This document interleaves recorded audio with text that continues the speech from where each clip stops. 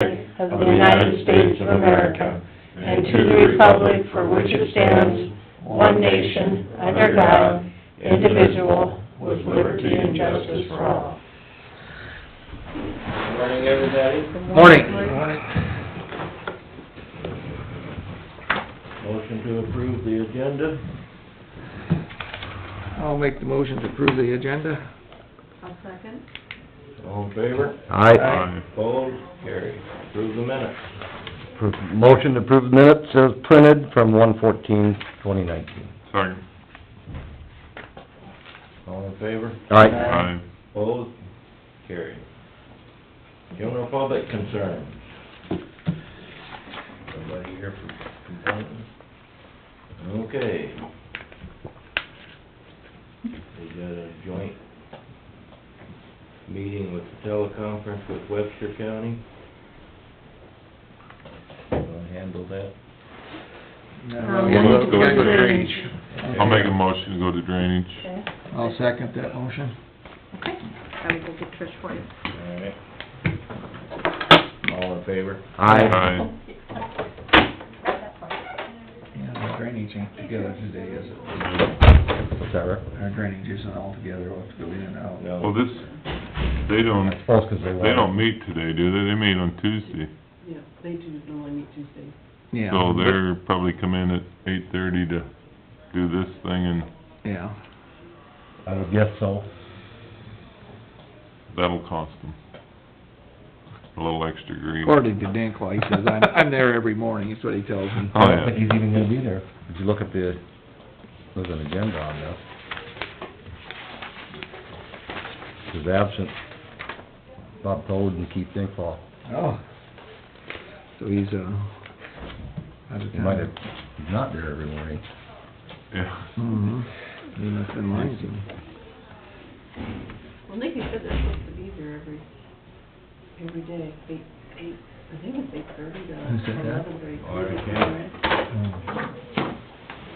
They might fudge on that a little. Boy, Probably.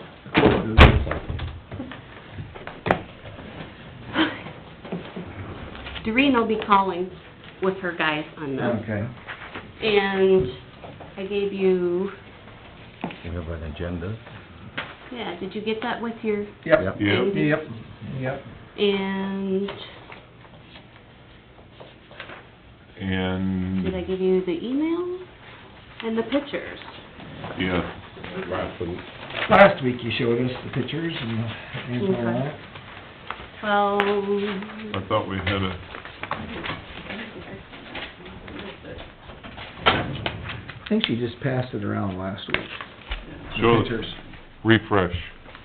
here's the pictures of I don't think water running under the,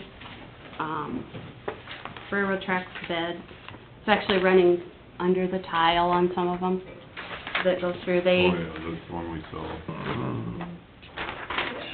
We saw that last week, wasn't it? Mhm. the railroad Yeah. installs culverts directly over their tile line. And they visited with the railroad and wanna get it fixed. And they just And what was need, the railroad's response? well, that's what Doreen is gonna talk about. Evidently. Just can't believe the railroad, no, I can believe it. Yeah? Railroad would do something like that, but... Well, like I say, it always becomes a problem. Everybody's got the agenda, right? Yeah. She should be calling here any minute. And Here, they're right here, Eric, if you we'll wanna just look have at to them. Oh, I open the looked at 'em. meeting when we I thought we had a get to copy. it and then just Well, follow let's along just with pass it. them around. Let us look at them last week, too. Yeah, I remember, I What looked she at them. said. I don't know.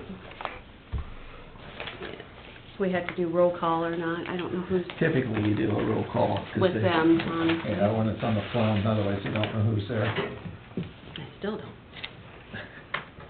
'Cause now that we have new ones down there. Yeah.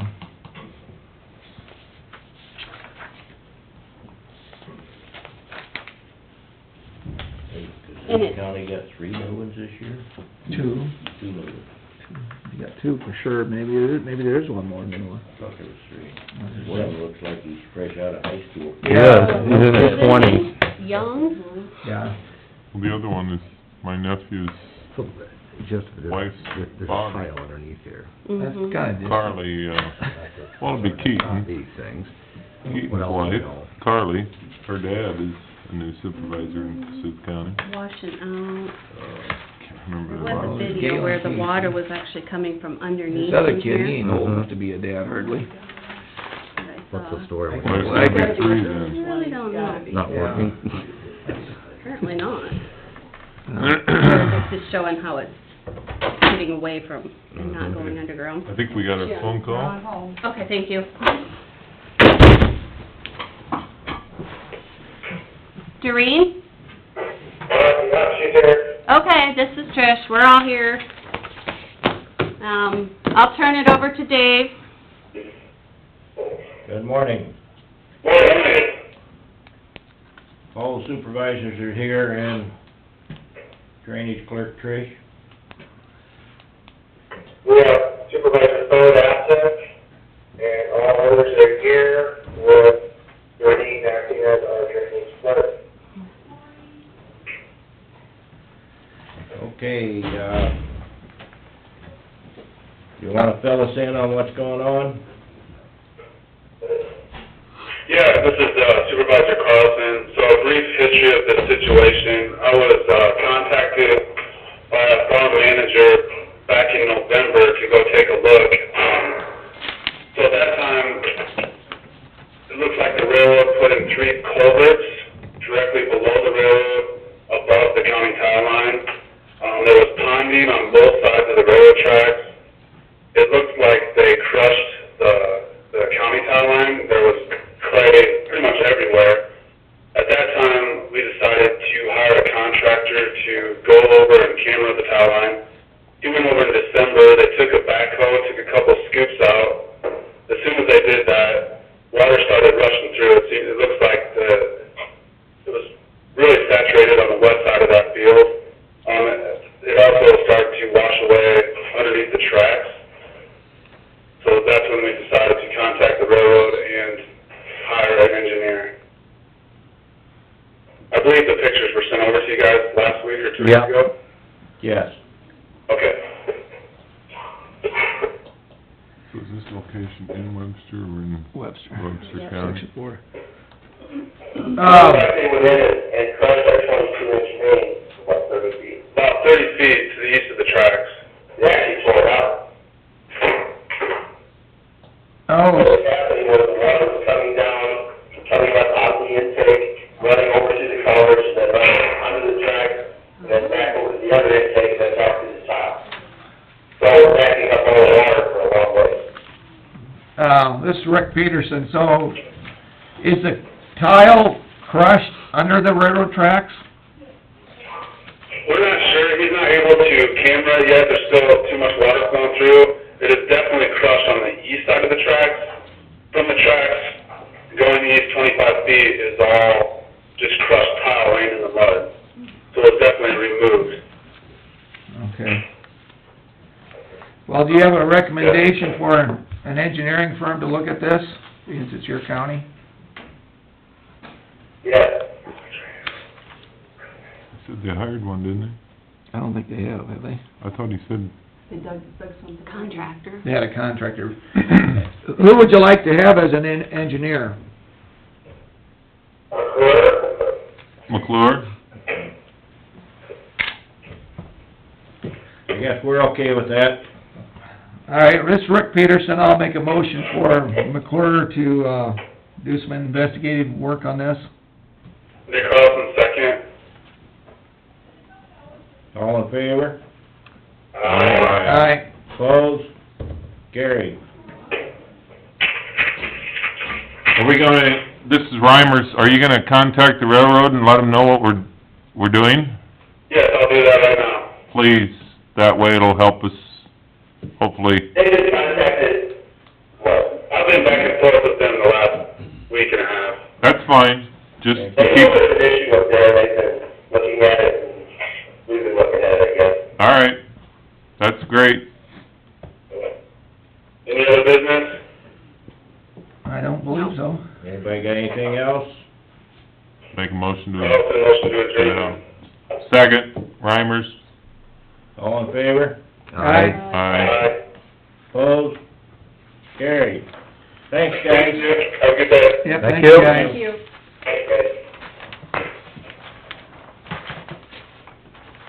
So, did you drive down by? I thought you said the other day you might try to drive down by this. No, I did I was not. wondering which, is it south of Claire Okay. South of or Pioneer, south of Pioneer? yeah. First section into Webster. Need to go back out of drainage. I suppose.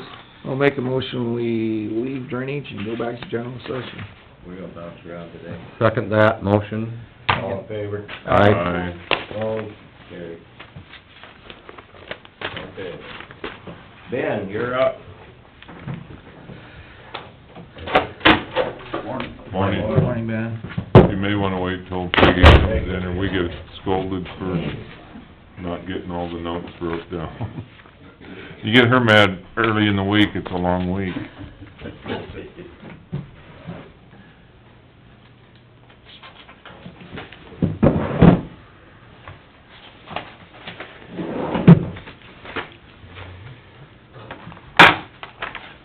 Copy, you guys already have the letter the first time, but there's a couple other attachments.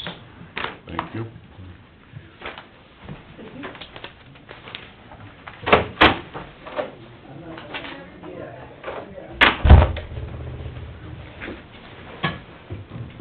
Morning, Ben. Hands up. Okay. Are you ready? So basically, Yeah, this is a like it. follow-up to what we've talked about a couple times, both formally and informally as far as what we do. With bridge number 47, which is on 165th Street over by Bradgate, Iowa. We had all of our bridges inspected by Chuck Britzen here in November and December. They contacted us in December to let us know that, 3 of the piling on the west side and 1 of the piling on the east side were in poor enough shape that they recommended we close the bridge. 6 weeks ago, we closed the bridge and, there we sit, basically, is what it amounts to. With now being the time that I'm trying to get budget numbers to Peggy for, construction for next year, I guess I need to know what direction, the board is looking at going. In the past, we've looked at this one as one that, we potentially don't replace when it fails. I did send letters to all of the adjacent property owners, to get their feedback on this, since they're ultimately the ones that'll be affected the most by this. But basically what we've got is, 4 options. We can try and attempt to repair the bridge. We can, close and vacate the west half of 165th, including the bridge. And there's 2 ways that we can do that. We can remove the bridge, or we can sell the bridge to the property owners. We can replace the bridge with a tank car and switch the road to a level B status, or we can do the full-blown replacement with a reinforced concrete box culvert. And obviously, the costs associated with, the last one are around $120,000. The tank car, we would probably try and do with county forces. We'd be looking at $15,000 for the cost of the pipe, plus another $5,000 to have a crane come in and set it. And then it's your county labor involved, so I'm hoping that we can do that, and it'd be in the $50,000-$60,000 range. Your cheapest option, obviously, is to, remove the bridge and vacate. But to do, I mean, if you wanted to go that route, you know, you have to have formal hearings and everything else, and I guess this Process is, to go through. what we're doing right now is more or less a preliminary step to that. I wanted to, like I said, I wanted to invite the adjacent property owners so that they can come in and they can speak. 'Cause it has been closed for 6 weeks and I haven't heard anything from any of them. My guess is if it would've been in November and somebody was combining, we'd probably had a lot more phone calls than when they aren't doing anything. Absolutely. I mean, I think this is probably a road that is strictly used for planting and harvesting. Besides that, I don't think it gets much use. Right. It's notoriously been 5 to 10 vehicles per day, meaning that there's no state money available. Right. This would all be coming out of local county money. Local funds. Dave Welter did stop in, I don't know. Okay. Dave did stop into my office last week, and I guess he expressed his position that he would like to see the rail car go in.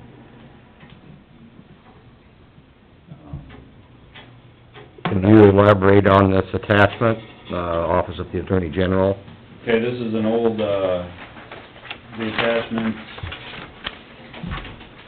that you're looking at is basically an old Attorney General's opinion on, 1976. right, but it's associated with the old Humboldt County Attorney as far as what to do if you do close and vacate a roadway. So that's steps. It's the Basically the steps. steps. Basically the steps, if we opt to go with the close and vacate. Doing some research on it as far as what we would do with the bridge if we did do it, I came across this. It does appear, glancing over it, that it is possible to Makes you nervous.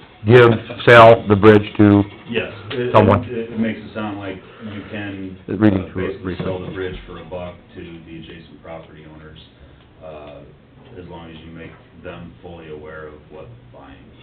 Yeah, Or right. you give them the engineering report that tells them that the filing or junk. Yeah. But I guess, when we talked, we mentioned bringing it up a couple of weeks later and getting ahold of the property owners to have them come in. Like I said, I know I've talked to Dave, but I haven't talked to the rest of the property owners.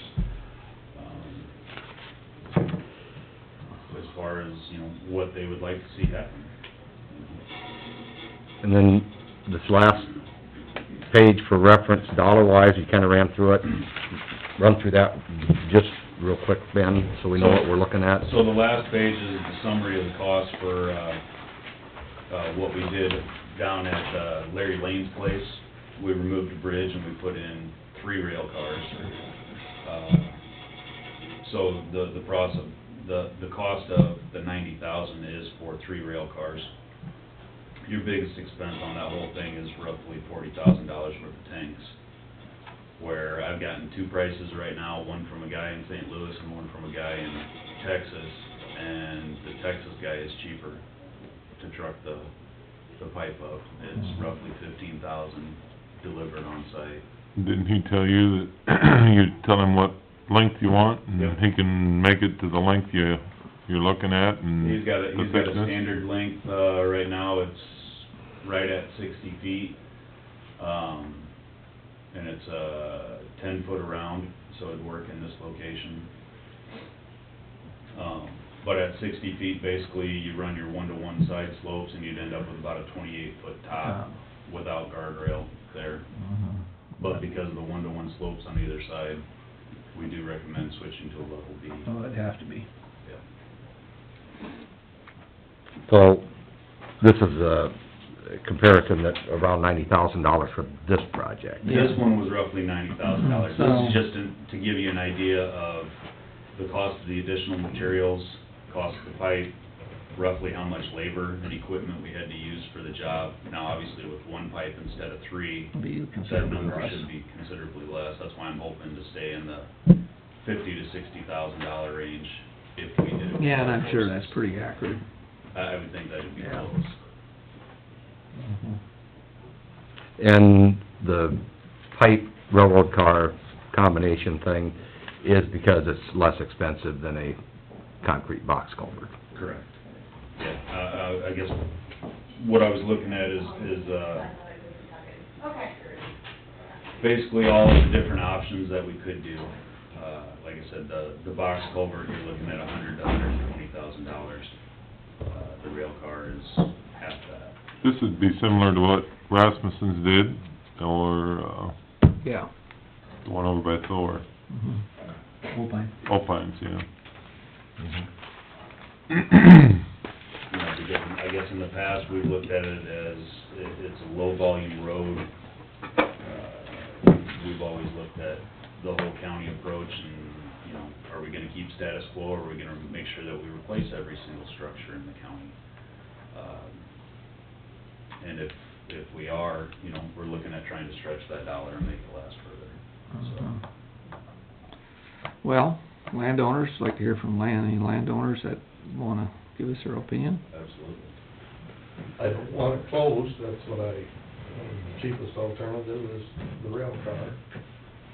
We've got a creek bank there, I don't know, as far as accessing dirt, they never did level it out like they should have. I mean, if they wanna bring their payloader in a truck or grab dirt right there, if that reduces the cost, I'm fine with that, if that's of any help.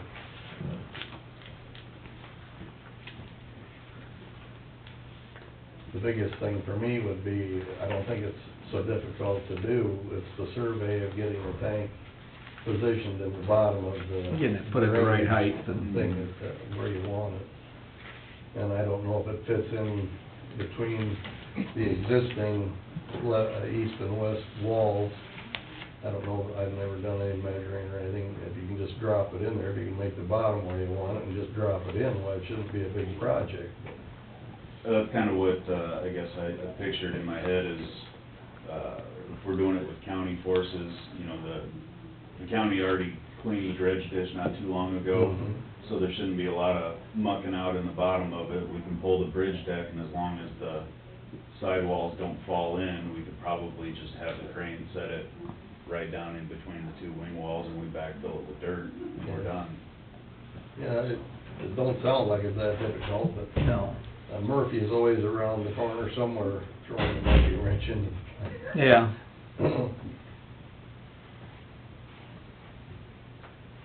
Any of the other landowners, any opinion?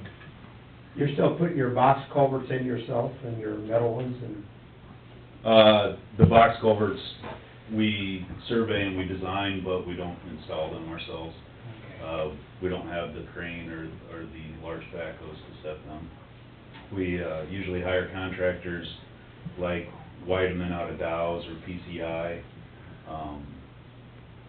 Rognus Brothers up by Lake Mills.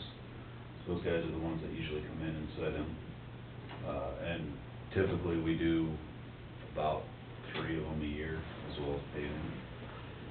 And go through with me again, what's the difference in cost if you use the rail cars or if you do a metal one? About double, it's About double, okay. 60 versus 120. Yeah, the other option would be a concrete box, probably. Which is what we did upstream and downstream. Yeah. We've got an 8x8 upstream and a 10x10 downstream on the highway. So this would be right in between that size. I guess I'm basing my cost on an 8x8. If it ended up being a 10x10 on size, it would be more expensive. What is this road classified right now? It's a Class A road. It's a Class A road, and obviously with the box culvert can be maintained as a Class A road, which is, we've talked, is probably overkill. For the amount of traffic. For the amount of traffic. I mean, the landowners do need to get in and out and get to their farms. Lubenthal's is landlocked, which would keep you from vacating the whole stretch, otherwise Thorson's have the whole, south mile. Zog's have the west half. Nave's got the east 80, I believe. But yeah, other than ag traffic, I don't know how much this road gets used. Gary, That would make it, the tank car, then you'd be no load limit on the road. Right, there would be no load limit on the road. And the culverts that are laying down at MS and Sons, not something you can use? I looked at MS and Sons, there's one that looks like it's about the right size, but it's only about, I think it's 45, 46 foot long. So, the possibility of using that one, there would be a possibility of using it. We'd have to do some welding on it, to either extend it or to put, head walls on either side. But there's not two there you could join together and use them and then... I'd have to do more research. Who owns the pipes, do you know? EC Source. EC Source still owns them? Okay. But, they wouldn't be as strong as a railroad car, but still, if you were to fill it half full of dirt, compact the dirt, and then put a couple rows of cement, 2 feet deep over the top. Right, and then it comes down to, you know, what's your cost, what's it gonna cost to buy them from EC Source, you know, concrete's, And on these call it figures, $150 a yard. I think you can buy that culvert for cheap. On these figures, are you charging us for the county work? These figures are... They're not being charged. They're not being It's just giving us a comparison, is if you know, comparing apples to apples. Well, I mean, throw out all the labor, it's not much, it doesn't amount to that big a deal. Mhm. I mean, you can't figure your labor, Why can't we? because we're paying you to keep the roads up, that's why. Right, but I still put it on the construction side of the budget. That's As far as- budgeting. You're- It has to come out of that checkbook, put it that way. Basically, it's pulling money out of one pocket and putting it in the other. Yeah, it's just more of an accounting thing. that As part. far as actual expense that the county is gonna spend, for materials, that's where basically you can take the bottom portion of this, take the 15,000 off of that 89,000. You know, you're looking at 15,000 for a tank, 5,000 for the crane, assuming that everything goes in relatively easy, you got a little bit of clean rock on the bottom and riprap on the 2 sides. But you just take a boat run with all the landowners are here and do what you have to do. My question for Dave, I mean, from a county supervisor, we look at this whole map of roads we got, and you look back in history as, do we need all these roads going down in the future? You know, that's what we gotta look at is 50 years from now. Well, one thing I'll say... Because the thing is, we gotta maintain this road 50 years from now, more than likely. As far as I'm concerned, the way it's maintained now, it's a Class B or worse. And, I have to say, I pay county taxes, and some of that goes to the road, and I'm sure there's a lot of roads in Humboldt County I've never driven on. Mm-hmm. And so now it's just one of those deals, it depends on, is your ox getting gored, or is it the other guys? Well, in this particular instance, they're gonna close a road that makes life difficult for me. And what it goes on in the rest of the county that my money went to support, I have no idea. It's just, that's the way it works. This is county government, government in general. Not everybody comes out happy. Well, that's true. Most of our meetings, somebody leaves upset, 'cause you can't make I everybody know, happy. and it doesn't affect me any, but as far as just being a farm use road, if that road was fixed up, those traffic between the 2 hog factory buildings, I mean, they run down there with feed trucks and everything else. I mean, it isn't just landowners in this case, but I really don't care if they have to drive another mile either, but that's my personal opinion. Yeah. I think that's very true. If that was a road that didn't have a weight limit on it, then trucks would use it more. They use it now. Yeah. Darling truck runs across it all the time. Another reason it should be fixed. One of the biggest disadvantages we'd have if we have to haul off of the south end is we could never I think there's at least a 10-foot incline to get up to the blacktop. On the Bradgate We blacktop? couldn't haul out of there with the semi, they'd high center all the time, so. I don't know what we'd do, or what you'd do for access. I mean, that's a good point there for keeping the road open. So, Yeah, and our land is owned by, my daughter, Ruth Delhauser, so that would, she'd be landlocked too, on the east side of the road.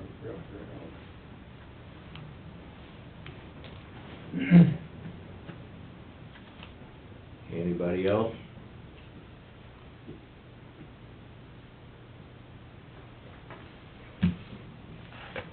I'll just state my opinion, given the commentary, it looks like, option 3 is probably the route we're gonna go. Tank car? Yep. Okay.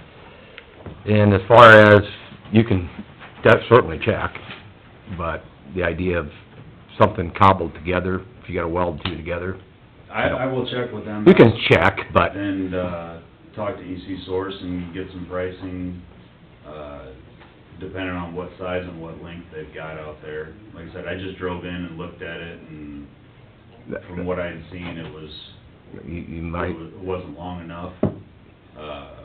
But once I get some hard and fast numbers and see how thick the gauge of steel is compared to what a rail car is. I think the best thing we do is we talk with Tim and Jim and go up and look at the one up there that Rasmussen's, 'cause I can't remember, I thought I had it on a 5/8, text. right.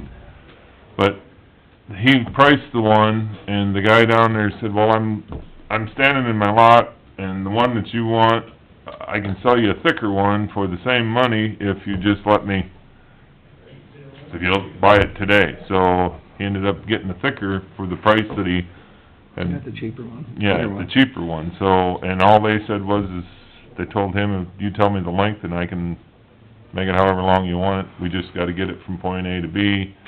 And when you put it on the trailer and bring it up here, it's an oversized permit and all the, but he just brought it up, set it next to the thing, put a couple of tires out there, and that was his crane, pushed it off and it rolled down once they checked the bottom. And, the engineer verified that was the depth they wanted it at, and they rolled it down in there, and just like the bean rollers, he rolled it across the bean field and rolled it into the field, and Which I see that if we pull the bridge deck and one of Take the those wet- wing take that walls all falls out. in, then we end up excavating and we can do that on the and side. ramping it down so that we can just roll it off the trailer and roll it right down in without the cost of a crane. That's, would be huge. To your point, these rail cars are 5/8 of an inch thick walls. And they've said that they can either do the standard one that they have, which is 9 foot 10 inches by just shy of 60 foot long, or if we need something longer than 60, they weld something together, but they're only .45 inches Right. thick. And either one is $15,650 delivered. well, that's the two things, the length, and you already brought up the 60-foot would work for a level B road, and more importantly, diameter for water flow, is that you're right shy of 10 feet diameter. That's... And that is adequate? That's my gut shot guess. I haven't actually run the hydraulics on it right now, but if you got an 8x8 just upstream... That's a and 1 8x8? One 8x8 upstream and a 10x10 downstream, which the one down on the highway picks up more drainage area from the west. West, and across Yeah. the blacktop there, that one dumps that way too. Yep, Okay. so that's where I'm assuming that something slightly smaller than the 10x10, which would be a 10-foot diameter too. I got a question for you. Is this road a no snow removal road? or- It's currently a no snow All right, 'cause removal road right level Bs, they don't get plowed in the wintertime. And they don't get a whole lot of maintenance either, which obviously it must not get a whole lot of maintenance now, the way you're talking. Been down that road, the right-of-ways are junk. They're farming up to the road. Well, that's because of the traffic volume and the fact that it is, mainly used for ag, that's why we were even considering closing and vacating the western portion. Right. And it's a double T on either end, it's not a through road. If it was a through road, obviously we wouldn't even be considering that. But as far as for budget purposes, okay, I will, program that as a rail car. Yeah, do we need to have a vote on that? Probably wouldn't hurt. Well, So we can't use this as the drainage district? What's that? Can you use the money from the drainage district to the bridge, or part of it, being it that... is, that's what it's going over, drainage ditch. What do you mean, use money from the drainage district? Well, I'm just curious if the drainage district would be paying part of this. No. Probably not, All the 'cause it's a bridges. road situation. I mean, Probably, I think- probably the same thing is on the box culverts that you say. Well, I know that. That does, the drainage district But doesn't pay someone for those. asked me that, Oh. and I Right, thought, that- I ones said, that I have don't been ever think so, replaced. but I'm gonna ask. It has nothing to do with the I drainage always district, kinda it's a figured road that, too, that they should situation. be, This is a but road. they don't. It's a road. This is a road situation, 'cause otherwise every box culvert project Like I said, I'd love to it take would the take, extra. yeah. you know. Well, my phone will be ringing, because if I didn't ask that, 'cause I've already been called this morning wondering if that would be considered part of the drainage. I said, I don't think so, but I'm gonna bring it up just to be the guy that... This would be So, just like the private crossing you mentioned, they had to take care of their private crossing. We have to take care of the road crossing, if you will, Yes. 'cause this is a road situation, not a drainage district situation. Well, that pretty much answers that. And I didn't wanna go to, somewhere in the neighborhood of, option 2, 100 plus? Yeah. closing it and vacating, because, like you said, Ben, we can't, the thing that makes that difficult is you need the east portion of that maintained, at least at level B, because of the landlocked Right, landowner. plus anybody that's driven a tractor knows that 1 mile of gravel versus 1 mile of paved road, they take gravel every day. Right, Mhm. So, yep. So, I mean, this is at very best or very least, we're not talking about a $900,000 bridge project, we're talking about a, hopefully, 50 or less. 60,000, yeah.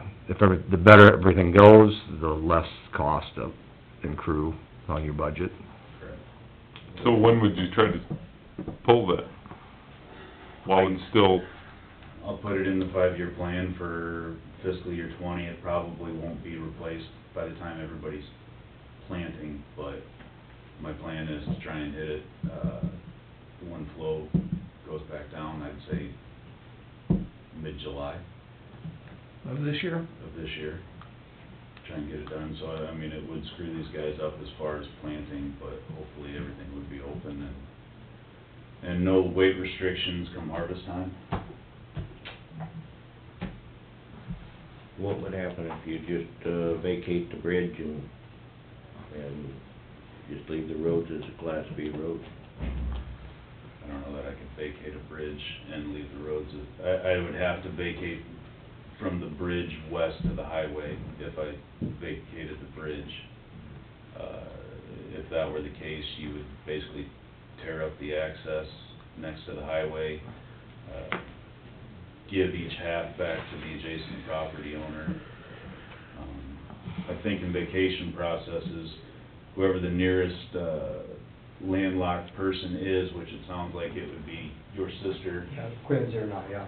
Okay, it sounds like it would be them, so you have to go 50 feet beyond the start of their land, so you would vacate, the western, not quite the western half. It would be something shy of a half. Guess that wasn't one of the options presented, was it, Dave? No. But that's a question, if we maintain the east, from the bridge to east, but not to the west. Why couldn't you do both? And just Well, get rid of the you could bridges? do both, but the bridge would be gone. But just get rid of the bridge. You'd have the expense, I guess, county, you'd have the expense of removing the bridge, just to eliminate the hazard, and, tearing up the roadway. I'm just looking at, you got it as I have heard, you have a road half a mile south that you could run across, and I don't want to see anybody landlocked, that's why I say if you just remove the bridge itself. Well, you've achieved half of your cost in the removal of the bridge, even if you don't put another one in. Yep. All the extra cost you have then's the culvert and backfilling it. If you look at it that way, it gets damn cheap. And like I said, you're talking, from where the bridge is to the east, that's always gonna be a type of a road. So it isn't like this whole mile stretch can be vacated, and you could say, this could go back to a private crossing situation. We're really not looking at that, because we're still maintaining a portion of that road, You the east portion. Right, which you could leave the bridge in and sell it to the landowners and tear up basically from the highway east to the bridge, and vacate it and give that back to the property owners. And you can tear up a chunk of the road east of the bridge as well, as long as you're not landlocking any property owners. You know, there's minimal cost involved with getting our patrols out there to tear up the road and basically destroy it back to, so that the farmers can farm up the half line. Anybody here really thrilled with that idea? Dave, Steve, Delma. I'll make a motion to, it's printed, option 3. Let's, move forward with the tank car, replacement, switching that entire road to level B afterwards. And tell him when we order it, we want it the most bang for our buck, the thickest car he can find. Yep. Okay. I'd second it, his motion. Okay. Any other discussion? Okay, I understand it, we're gonna replace the bridge with a tank car, drop the roadway to a level B, right? Correct. Okay, all in favor? Aye. Opposed? Carried. Okay. There you go, Ben. Tank car in, thank you guys. Thank you, gentlemen. Thank you. Thank you.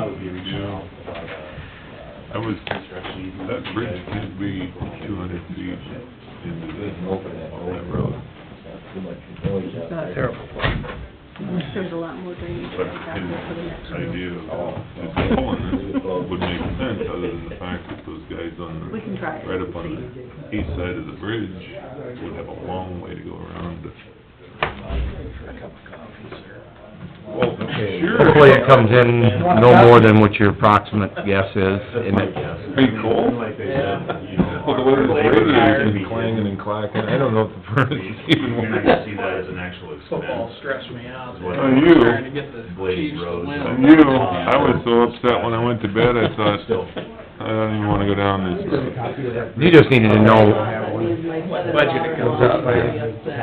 I think that's reasonable, given what You we can make it have. work in our office if you want. You're gonna be spending that money. I'll make a copy of it. Ben, you can just take mine. Take yours. Just because my time, I could do the work, like I say, if I'm gonna hire somebody to do a garage, that car charges me Not right now. $30,000. But if I have to build it, I'll it takes update my 15,000 numbers, material. and then I'll have Still got that the budget 15,000 done my time doing for it. Peggy. Why, I Get could it do this something else. afternoon. That's right. The other Yeah, you gotta thing, consider. when we go to, Oh, do we have to absolutely. line up trucking? Absolutely. Trucking will be delivered. No, I'm just saying. You looking for a job? No, I'm just saying, but you get a hold of... That's a conflict of interest. If you get a hold of somebody like Decker Truck Line that has flatbeds, that, you know, they might be somebody down in Texas trying to get them home, so... That's a good idea. No, that was the 15,650 That was delivered. that's delivered to Right. Saturday, so. Yeah. I guess They have- my thought on that, looking at those other ones, and by all means, look and check if you got time, but don't try to cobble something together to save $100. Those things aren't years thick. No, they ain't. Yeah, the only thing that makes me nervous is if the one that's out there, if they're only 40 foot long and I'm trying to weld the two No. together, now you've got the weld right under the center of the road. Yeah, then it's That's- hard. As soon as it breaks. That's my point of cobbling something together, and you save $500, no, you really didn't. I agree. I think you're on the right I think you're on the right track with Yep, the I rail agree. car. Okay. And it just make damn sure that the size of it is not The an size, issue. the size should be adequate, and the only question will end up being is, do we end up, having to get a crane? Crane or roll it in. And we won't know that until we pull the bridge deck. Right. My guess is the west wing is gonna fall in. I mean, And that's probably fine. The only thing that's holding it in How are place you? is... The top. is the- Is that where the pilings are real bad? Yeah, the northwest side, the northwest side, the north three piling are shot, basically. And that wouldn't be all that bad anyway, if that Oh. happened. Then you could do the roll it into Then- the then ditch. I was supposed then you to have just my shape truck, the I ditch. called I to mean, see if I so could when get they my did the truck one, So for this morning I Rasmus's, called, well, they we just don't have pushed it it and down. rolled it down into the ditch. I wasn't Okay, here. so I didn't start my truck, Yeah. you know, you need to let it warm up. That was surprising, I heard they do it before, you know, they So get I the get bottom up, right, I was and gonna just run up roll and it in. start it. Well, so the only thing that makes it Get out of the nervous way. is I that get up there's a here, wing sit wall, down, basically my you're phone, rolling it in Jimmy. a straight, 10-foot straight drop. Yeah, get it hurt. Yeah. I don't know what he was, You know, so... It's not gonna, it's now it's not not gonna. running. How mu- how much Then I time called does it At take? 5/8 It's not inch, gonna I wouldn't bend. think that it's gonna... Put a ding in. no. Like a beer can. No, it's, yeah. It's not your average culvert. Just, Okay, always something. Okay, good work, man. Thanks, man. thank you. All right. I make a motion, did we do the go out of drainage, or, excuse me, I'm back one. No, we're not, we're fine, we're not in drainage, Rick. I didn't check It's a that long one off. morning. It's been a long morning already. I didn't check that one off. Michelle is here. You're up. And community family. Good morning. Good morning. I know Oh, most thank of you. I met last year. Do I need your card? Oh, thank you very Yeah, you much. guys have a new card too. Awesome. Thank you, dear. Thanks, sir.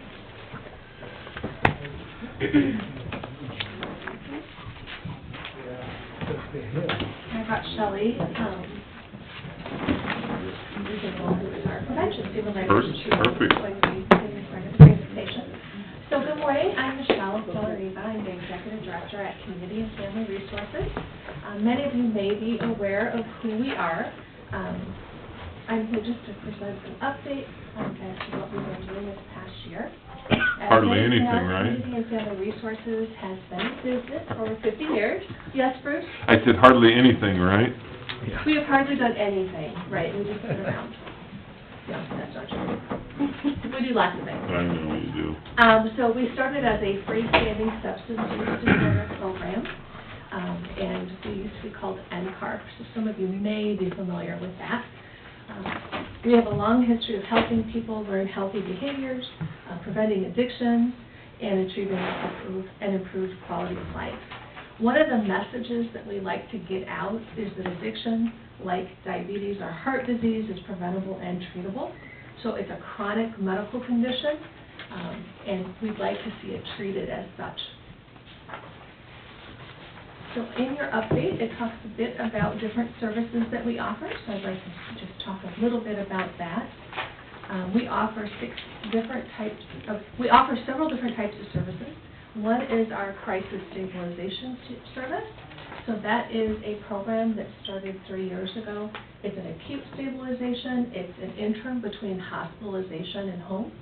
So it's really for folks that do not meet criteria to be hospitalized for a mental health disorder or for being suicidal, but yet cannot be in their home. We have a detoxification program. That is one of 4 in the state of Iowa.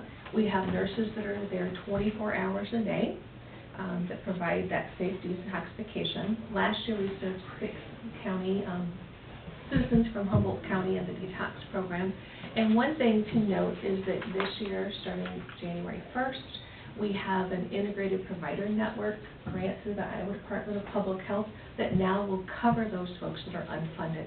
So the county will not need to fund any of those residents any longer. So I do want to thank you. You are one of the counties who have funded that program for many, many years. And it really does help people to be able to get in and jumpstart their treatment. So I appreciate that you have remained dedicated to that. So the only funding that we'll be seeking from the county will be for civil committals who do not meet medical criteria, which are few and far between. So that would mean that it was a civil committal for a substance use disorder, and when the sheriff brings them in, they have not been drinking or using within the last 24 to 48 hours. It's rare that the magistrate will do a civil committal and that person isn't actively drinking and using. So you should not see too many invoices from us. So that'll be exciting. We also have our adult residential program. That program treats people 18 and older.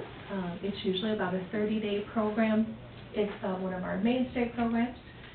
As we are moving forward, and I'll talk about this at the end, you'll see that we'll be able to provide more of those services by the end of this year. Right now, we have typically 15 to 20 people that call every single day for that program, because that program is available for anyone in the state of Iowa. Our adolescent treatment program reaches kids ages 12 to 18. They have to be kids that are actively enrolled in school or are enrollable. And we have an on-ground school that has a teacher that's certified to teach behavioral disorders as well as emotional disorders and intellectual disabilities. So we can really treat anybody in that program, which is very exciting. And then we also have a recovery house program that's located in Fort Dodge. And those are 2 homes that we own that are long-term transitional programs. Recovery house typically is about a year-long program. That program, we really seek to ensure that those men are employed. So we have lots of community partners that we work with, and we're always looking for more. So if you know of an agency that's looking for some dependable work, we're always looking to place our guys. Most of the guys are folks who have been in treatment several different times, so their substance use is chronic and recurring, but they do have job skills. So it's amazing to me how many of the guys that come in and maybe are certified electricians or welders or, you know, like those type of skills, but they have a hard time getting a job because of their work history. Yeah. But we have a case manager that really supports them in that work, so. Yeah, I got a question for you before I forget it. I got a question. You said you have a school? We do, and that's at our adolescent program. Mm-hmm. So through the STARS? Pardon? At STARS. STARS. STARS. Okay. Yeah, so with adolescents, when they come to inpatient treatment, which is what our adolescent program is, we have to have school. So they have school from 9 a.m. to 2 p.m., just like regular. Yeah. I got to visit that one. You did. It is really a very unique program. You'd be surprised, because sometimes I think people think that kids that have substance use disorders are not coming from good families or things like that, and that's not the case. Actually, Bruce and Dallas Clark visited last year, because we had a young man that was very talented in football and is being recruited for University of Iowa. So we really wanted him to have the kind of discussion with folks who had been college players, and these folks, of course, were NFL players as well. So he, of course, was thinking he'd love to do that. And just to kind of talk about, you know, what are the challenges of that type of lifestyle, because playing as a college athlete certainly has more challenges when it comes to substance use as well as anything else. But both Bruce and Dallas were really able to talk about their NFL careers too, and I mean, just really interesting stories and how substance use does interfere with people's lives, even at that level. When you think about folks that, you know, I'm sure you guys all watch football, and, you know, you think like, oh, these guys are stars, right? Like, what could be going on in their lives that they would be using substances? But, you know, really, so it was really impactful. So we oftentimes are looking for folks to come in and talk to our kids about that too, and like what they may have done or what they've seen, you know, what you may have seen other people do to overcome. So, very interesting program. We also offer outpatient substance abuse treatment in all of our 8 county locations. So we do have an office here in town as well. We have a new medication-assisted treatment clinic that will be opening next month in our Fort Dodge location. Medication-assisted treatment is for folks who are using opioids, so heroin, Oxycontin, things like that. What we find is that folks that are using opioids and abusing opioids, it's very hard detoxing off of them because there's pain associated with that, as well as some side effects that really look like having the flu, but times 10. So aches, pain, vomiting, diarrhea. So the MAT clinic is going to be one of those interventions that we'll be able to offer through United Community Services, just a partnership that will open soon. We also provide mental health services in our outpatient clinics that include therapy as well as psychiatry, problem gambling treatment, and then we also have a prevention department that Shelley is going to talk extensively about at the end. But our prevention department reaches people ages 4 and up, probably, yeah, so a large reach. Last year, we were able to serve over 2,725 individuals in our catchment area for our addiction services. We reached over 14,000 individuals in our prevention services, and we had a total revenue of $6.5 million. Our overall client satisfaction rate was 88%, and we had 89 people that we employed. In addiction services, of those over 2,000 individuals, 3% of those were from Humboldt County, so nearly 60 of them were served here in town. Some of the common types of services Humboldt County residents received were the extended outpatient, which is offered locally, intensive outpatient, there's 27 that came to Fort Dodge for that, and then 7 that came to our adult residential treatment. We also served over 1,000 people into our mental health services. You'll note that Boone and Story is where most of those folks are seen, and that's primarily because we have a mental health clinic down there that we run. But we've really started to reach out and offer those services locally as well, because we do know that there is a shortage. The next page just looks at demographics.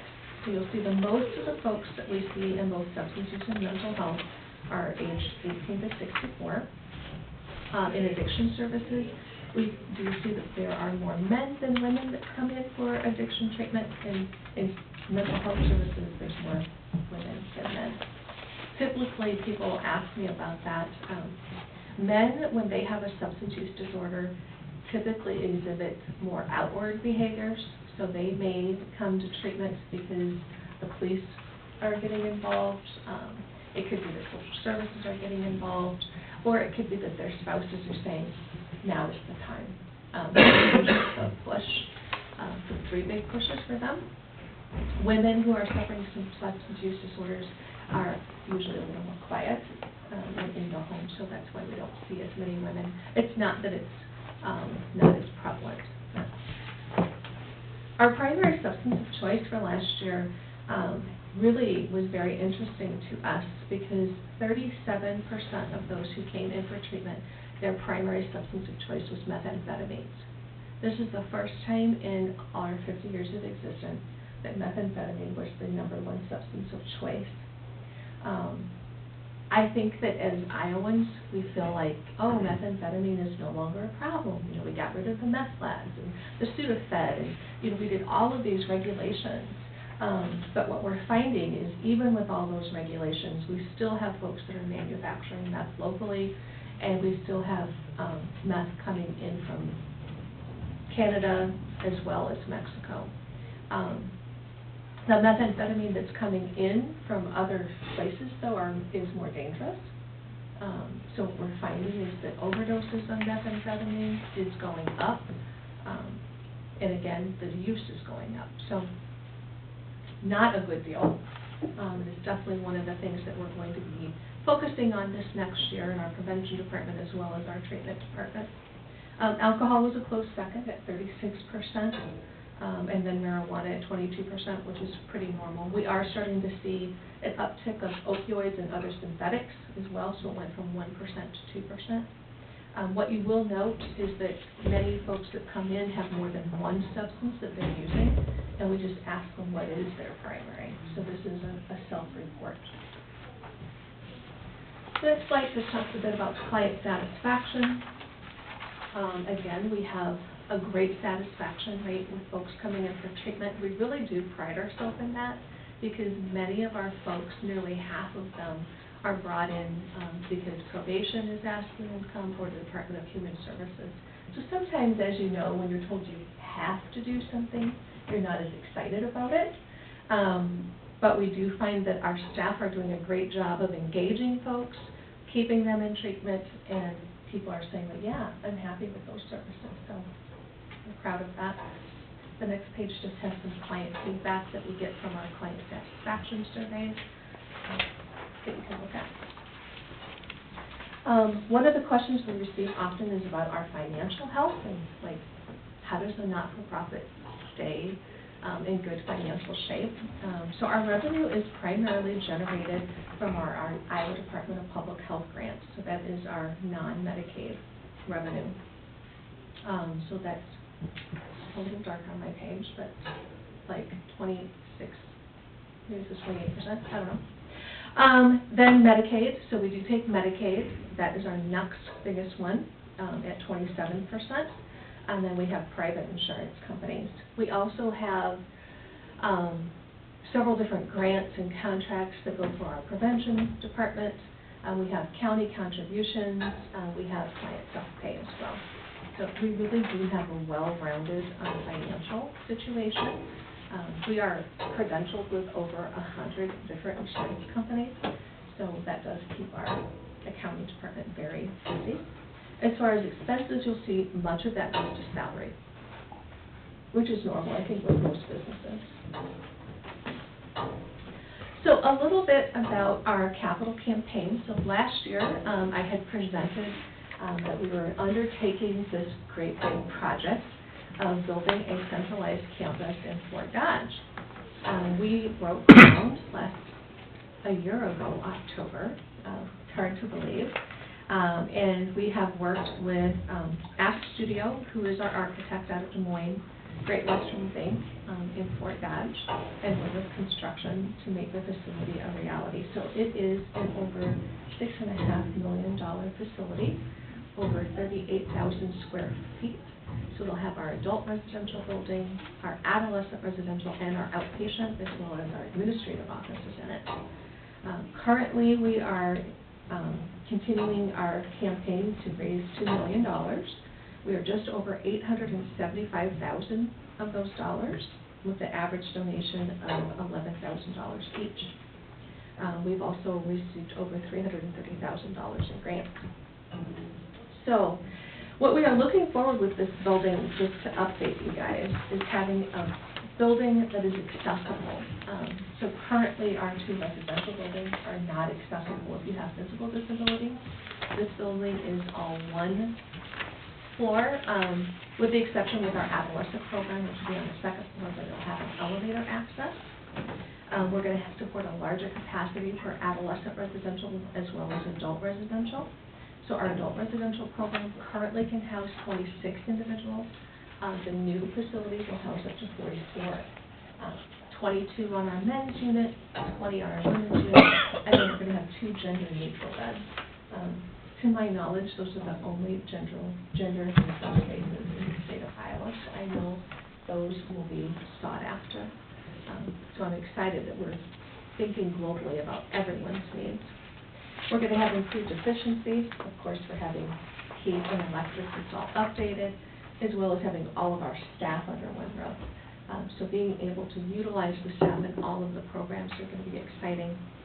And we will also have an updated security and monitoring system. So that is very important. What we find in our facilities is that sometimes domestic abuse and substance abuse go hand in hand. So there have been times in our current facility where someone has come to the facility seeking out that partner, and it has been a dangerous situation. With the new facility, all of the different wings are locked, so no one will be able to get through those unless they have a security badge.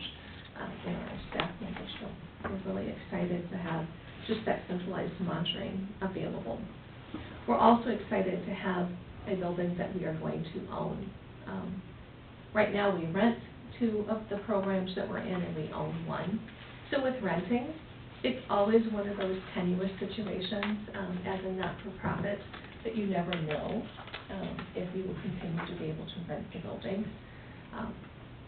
And we've had situations in other counties where that's happened, where what we were renting then was rented out to someone else, we had to find another building. So we're excited that that won't happen with us, and that we'll always have these programs available to everyone in central Iowa.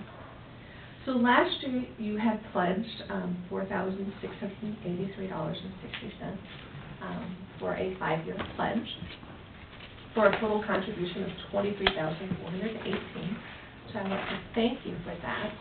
I also wanted to challenge you to up your pledge to $5,000. We are going to have a donor ball, and would love to have Humboldt County listed as one of our $25,000 donors. That was just something for you to think about. I'm going to have Shelley present specifically on the prevention department, and then if there's any questions, we'll take questions. Everyone get one of these? Yeah. Mm-hmm. Okay, all right. So that first line is just the hours and the people from Humboldt that were served in Humboldt County. So 146.25 hours of prevention services. Much of that was done in the schools. 1,289 people served. Some of the different presentations that we did were service clubs about prescription and over-the-counter drug abuse. The largest program, like I said earlier, is in schools, and that is Too Good for Drugs. Corey Dewey is the one that has been doing those services, does a really nice job. She also is in St. Mary's, and they're anxious to schedule again.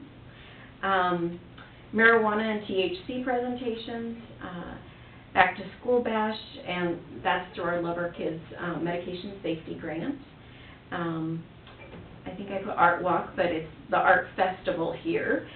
Also, we had a booth here for Love Our Kids. We've done a variety of gambling presentations. We provide a gambling newsletter quarterly.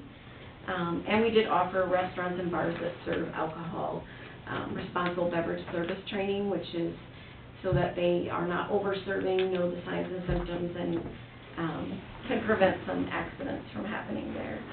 Anyone from Humboldt County that was in residential services would have received Money Smart, which is part of the gambling prevention services that we did.